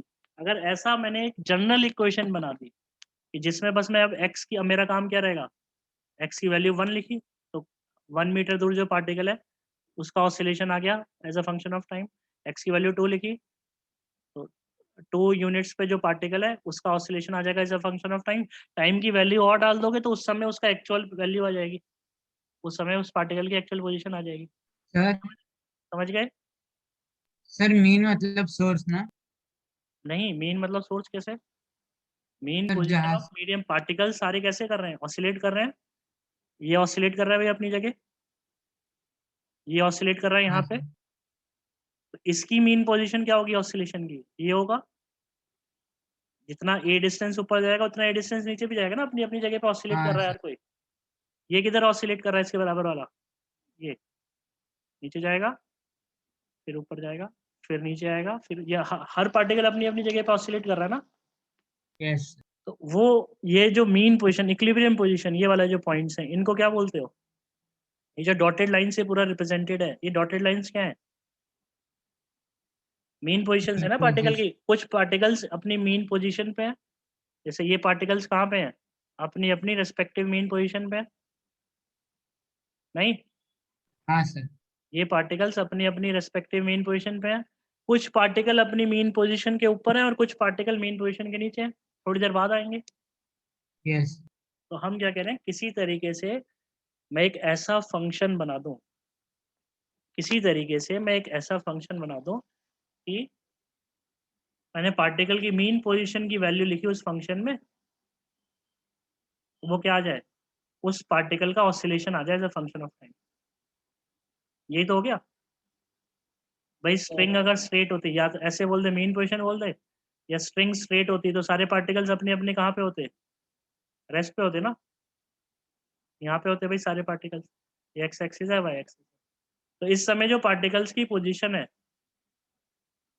उन पोजीशंस की वैल्यू लिखूं मैं एक ऐसे फंक्शन में, और उनका डिस्प्लेसमेंट आ जाए अपनी मेन पोजीशन से उन हर पार्टिकल का, तो क्या बन गया ना वेव की इक्वेशन। तो मैं हर पार्टिकल की पोजीशन पता चल जाएगी, हर पार्टिकल की पोजीशन पता चल जाएगी तो उसको ड्रॉ कर दो, बन गया वेव। भाई ये बात क्लियर है, इक्वेशन ऑफ वेव किसको बोलेंगे? सर आपने लास्ट पॉइंट क्या बोला? हमने सिर्फ इतना बोला कि मुझे अगर x की वैल्यू, जैसे कोई एग्जांपल ले ले क्या, एग्जांपल ले लेते हाँ सर, हैं, एग्जांपल ले लेते हैं, लेट्स से मैं कह रहा हूँ कि वो कैसे आया ये अभी नहीं पूछना, फिर है ना, कैसे आया उसका डिस्कशन अभी नहीं। मैंने एक सिंपल सी इक्वेशन बोली कि let's say y is equal to 1 sine x minus, x को भी नहीं लिखते, पाई की टर्म्स में लिखना पड़ेगा ना तुम्हें, पाई x माइनस, क्या लिखूं, पाई टी लिखूं, पाई x minus pi T, plus pi T कर दूं सिंप्लिसिटी के लिए, 1 माइनस करेगा उसको। तो बताओ भाई, अब मैं क्या करूंगा, देखो अगर मुझे x की वैल्यू पता है, x की वैल्यू मुझे 1 पता है, तो x इज इक्वल टू 1 डालते ही, 1 डालने का मतलब क्या हुआ, ओरिजिन से जो 1 मीटर दूर है, मैं उस पार्टिकल की बात कर रहा हूँ, तो 1 मीटर दूर जो पार्टिकल है उसकी अगर तुम बात करो तो उसकी इक्वेशन क्या आ गई तुरंत तुम्हारे पास, pi plus pi T. Yes sir. तो मुझे पता चल गया ना पार्टिकल कहाँ पे, पार्टिकल का कौन सा फंक्शन फॉलो हो रहा है। अब जिस टाइम की बात कर रहे हो उस टाइम की वैल्यू को डाल दो, टी इज इक्वल टू 0 की बात कर रहे हो क्या, टी इज इक्वल टू 0 डाल दो, कितना आ जाएगा, 0 ही आ गई इसकी पोजीशन। ठीक है, T is equal to half की बात कर रहे हो तो sine pi plus pi by 2 कहाँ आ जाएगा, नीचे आ जाएगा। टी इज इक्वल टू 2 की बात कर रहे हो वापस ऊपर आ जाएगा, 3 पाई 2 की बात कर रहे हो ऊपर चला जाएगा, ऐसे नीचे चला जाएगा। तो तुमने एक्स की वैल्यू डाली इस इक्वेशन में, तुम्हें पार्टिकल का डिस्प्लेसमेंट आ गया ना as a function of time, mean position से कितने डिस्प्लेसमेंट पे, ऐसे हर पार्टिकल का पता चल गया अगर मुझे, तो मुझे एक तरीके से वो शेप मिल गई है। Yes sir. हर पार्टिकल का पता चल गया तो मुझे एक तरीके से क्या होगा, शेप मिल जाएगी। तो अल्टीमेटली फाइनल कंक्लूजन क्या है भाई, अभी थोड़ा सा कंफ्यूजन हमें फिर भी रह गया है, कोई बात नहीं। कंक्लूजन क्या है हमारी बात का, कि मुझे किसी तरीके से एक ऐसी इक्वेशन फॉर्म करनी है जिसमें मैं पार्टिकल की मीन पोजीशन लिखूं, जिसमें मैं पार्टिकल की मीन पोजीशन लिखूं, मीन पोजीशन लिखूं और पार्टिकल का क्या आ जाए, displacement as a function of time. Mean position लिखना बहुत आसान होगा, क्यों, क्योंकि जब वेव नहीं पास कर रही तो पूरी की पूरी जो वो है वो किस में होगी, पूरी की पूरी जो स्ट्रिंग है अपने मीन पोजीशन पे ही तो होगी। जब वेव नहीं पास कर रही है तो पूरी की पूरी जो स्ट्रिंग है वो अपने मीन पोजीशन पे ही है। तो 0 लिखना है, 0.1 लिखना है, 0.2, 0.3, 0.4, 0.5, एक्स की डिफरेंट डिफरेंट वैल्यू लिखते जाओ, आता चला जाएगा। समझे या नहीं। सर डिफरेंट एक्स की वैल्यूज अलग अलग पार्टिकल्स को रिप्रेजेंट कर रहे हैं। डिफरेंट एक्स की वैल्यू अलग अलग पार्टिकल को रिप्रेजेंट करेंगे, यस। मीडियम का डिफरेंट पार्टिकल रहेगा वो। सर और ओरिजिन कैसे चूज कर रहे हो आप? कोई रैंडम ओरिजिन बोला मैंने, कोई ओरिजिन नहीं चूज कराया अभी, रैंडम ओरिजिन बोला है अभी के लिए। कोई भी ओरिजिन हो, बस क्या हो जाए, बस मेरे पास एक ऐसी इक्वेशन आ जाए कि मैं जहाँ पे मीन पोजीशन लिखूं पार्टिकल की और मुझे उसका ऑसिलेशन आ जाए as a function of time. अगर ऐसी तुमने इक्वेशन बना दी तो उसको बोलता है इक्वेशन ऑफ वेव। अब उसमें ज़्यादा भी मत सोचो, जब हम अप्लाई करेंगे आ जाएगा। सर एक मिनट पिछले बस अभी आ रहा है। दूसरा एक पॉइंट और बता दो, इक्वेशन ऑफ वेव में सबसे इंपॉर्टेंट पॉइंट क्या होगा भाई, इक्वेशन ऑफ वेव सबसे ज्यादा इंपॉर्टेंट ये किस चीज पे डिपेंड करेगी, जो सोर्स है, सोर्स जैसा ऑसिलेशन देगा, ठीक है, मेरी वोकल कॉर्ड जिस तरीके से ऑसिलेट कर रही होगी वैसा ही डिस्टरबेंस क्रिएट होगा और वही शेप आगे की तरफ बढ़ेगी ना, क्या बोलते हो। तुम्हारा वोकल कॉर्ड जो गले का जैसा डिस्टरबेंस क्रिएट कर रहा है वही शेप जो है आगे की तरफ जाएगी ना, वही डिस्टरबेंस क्रिएट हुआ, वही डिस्टरबेंस आगे की तरफ जाएगा, वही है वेव अपनी, उसी को वेव तो बोल रहे हो, और किसको वेव बोल रहे हो। तो सबसे इंपॉर्टेंट ये किस पे डिपेंड कर रहा है, इक्वेशन ऑफ वेव। ये जो इक्वेशन ऑफ वेव का मतलब क्या है हमारा, डिफरेंट मीडियम पार्टिकल का displacement as a function of time, यही मतलब है ना। What do we mean by equation of wave, different medium particle का एक्स की वैल्यू डिफरेंट रखते जाओगे, डिफरेंट मीडियम पार्टिकल आते जाएंगे, तो उन डिफरेंट मीडियम पार्टिकल का displacement as a function of time, उसको इक्वेशन ऑफ वेव बोलते हैं। तो उसमें तुमने मुझे बताया सबसे इंपॉर्टेंट क्या होगा उसमें, वेव। source. हाँ, वेव कैसी रहेगी, जैसा सोर्स पे डिपेंड करेगी ना। तो वेव की इक्वेशन निकालने से पहले, वेव की इक्वेशन बनाने से पहले हमें सोर्स को तो पता होना चाहिए ना, सोर्स पे ही डिपेंड करेगा वो। क्या मेन जो है, जो भी वेव बन के आएगी, जैसी भी वेव बन के आएगी वो प्रोड्यूस कहाँ से हो रही है, सोर्स।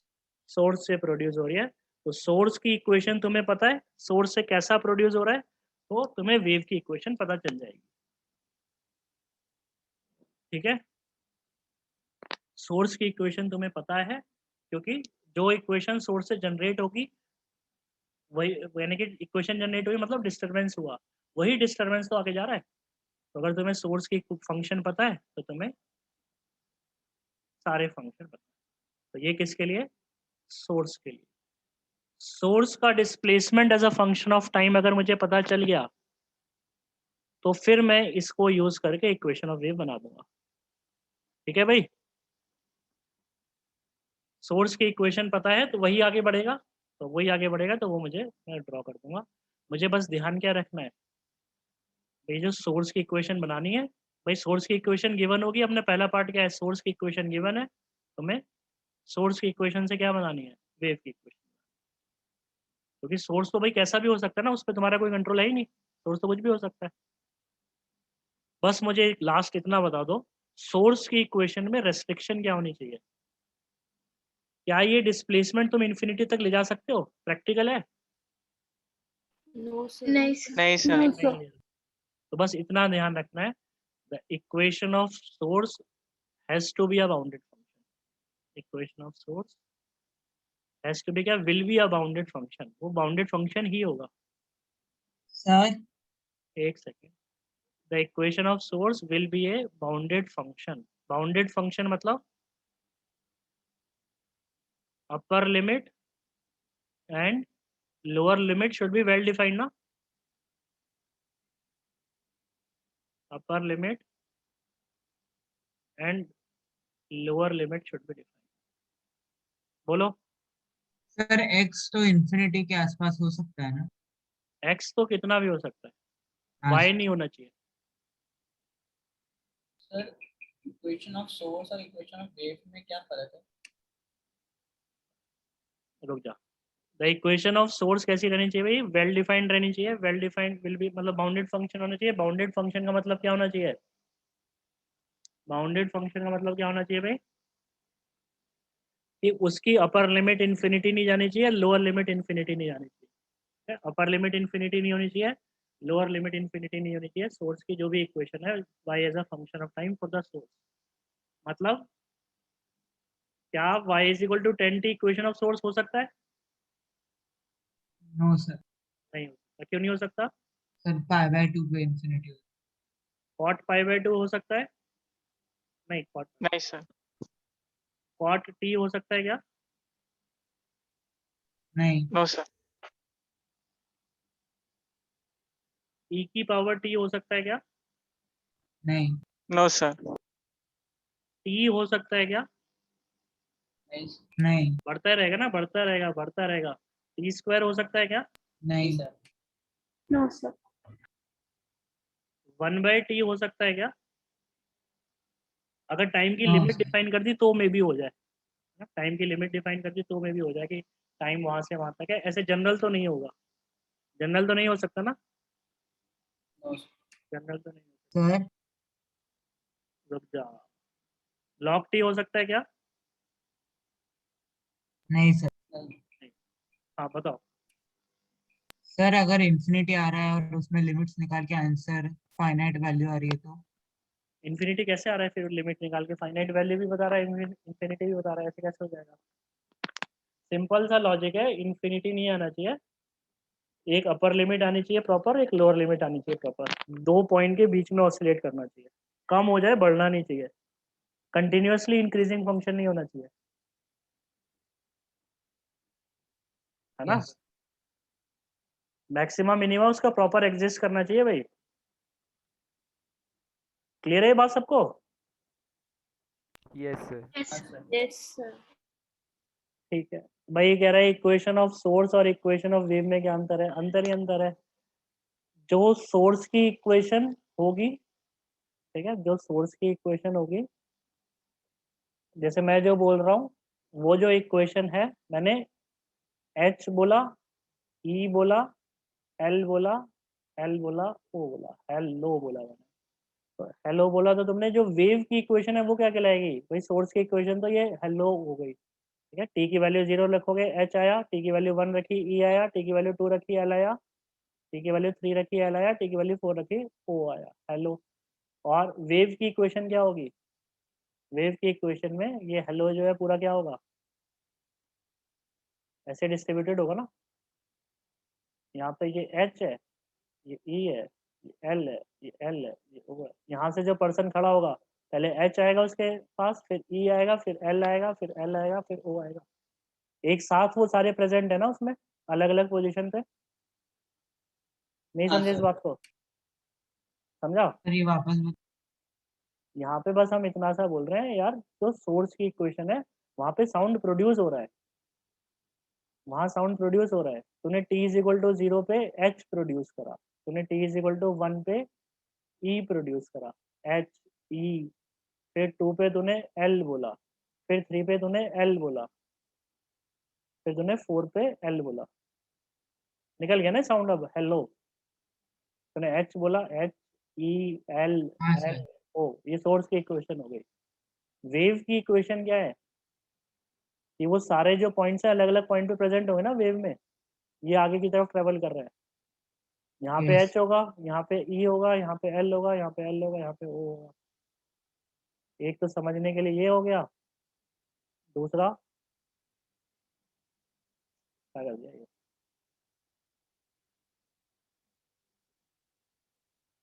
दूसरा बस सिंपल सा पॉइंट है यार, सिंपल सा पॉइंट है। क्या है भाई अपना सिंपल सा पॉइंट? सोर्स में ऑसिलेशन हो रहा है, जो ऑसिलेशन सोर्स में हो रहा है, मतलब इक्वेशन ऑफ वेव में मैंने अगर एक्स की जगह क्या रख दिया, इक्वेशन ऑफ वेव में मैंने एक्स की जगह अगर 0 रख दिया या सोर्स की पोजीशन रख दी, 0 पे नहीं है लेट्स से सोर्स, अगर एक्स इस इक्वेशन ऑफ वेव में मैं एक्स की जगह पोजीशन ऑफ सोर्स रख दूंगा तो मुझे इक्वेशन ऑफ सोर्स आ जाएगी ना। इक्वेशन ऑफ वेव का मतलब क्या है? हर पॉइंट का डिस्प्लेसमेंट वेव में, पूरी वेव में जितने भी पॉइंट्स का से वेव पास हो रही है उन हर पॉइंट का displacement as a function of time. तो मतलब तुम एक्स की वैल्यू लिखो तो उस पॉइंट का डिस्प्लेसमेंट आ जाएगा as a function of time. तुमने एक्स की जगह सोर्स की पोजीशन लिख दी तो सोर्स का डिस्प्लेसमेंट आ जाएगा as a function of time. ठीक है, थोड़ा सा हैवी है तो तुम्हें आज इसको बैठ के रिवाइज करना पड़ेगा। सिंपल भी है, और भाई तुम समझ गए तो क्वेश्चन एकदम इसके ज़्यादा कैलकुलेशन नहीं करनी पड़ती है, सिंपल रहेंगे। मैकेनिक्स की तरह नहीं है चैप्टर। ठीक है, टर्मिनोलॉजी थोड़ी बहुत ज़्यादा अलग है, तो जिसकी वजह से क्या होगा, तुम्हें थोड़ी मेहनत शुरुआत में करनी पड़ेगी। ठीक है, तो अभी मैं इसको आगे नहीं करा सकता, इसको तुम्हें बैठ के आज रिवाइज करना पड़ेगा। कल इसको बैठ के इक्वेशन ऑफ वेव को हम डिराइव करेंगे। ठीक है, कि कैसे इक्वेशन ऑफ वेव बनानी है। तो अगर तुम रिवाइज करोगे तो इससे पहले वाला पार्ट तो थ्योरी है, बस इसको क्लियर कर लेना। What do we mean by equation of wave and equation of source? Equation of wave क्या है? एक जनरल पॉइंट का displacement as a function of time. मैंने एक्स की वैल्यू लिखी, उस पॉइंट का डिस्प्लेसमेंट आ जाएगा as a function of time. सही बात है ना? Yes sir. और तुमने सोर्स की इक्वेशन का मतलब क्या है? सोर्स कैसे ऑसिलेट कर रहा है as a function of time. ठीक है,